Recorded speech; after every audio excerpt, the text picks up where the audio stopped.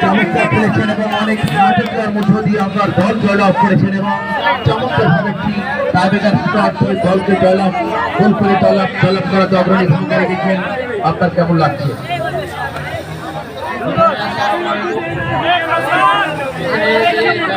প্রতিবারের মতো এবারও টুর্নামেন্ট পরিচালনা করছেন তাদেরকে অসংখ্য ধন্যবাদ। এখানে আমি প্রায়ই রসুন পার্টি মিলে খেলি। এই মাঠে আমরা গত 3বার সেমিফাইনালে হেরেছি।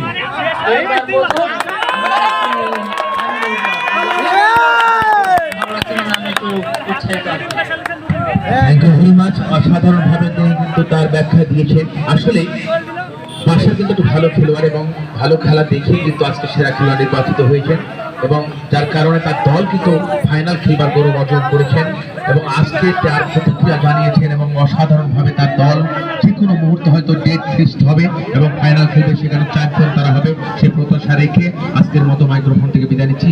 সকলে ভালো থাকুন, সুস্থ থাকুন, সে কামনা জানিয়ে আল্লাহ হাফেজ। এবং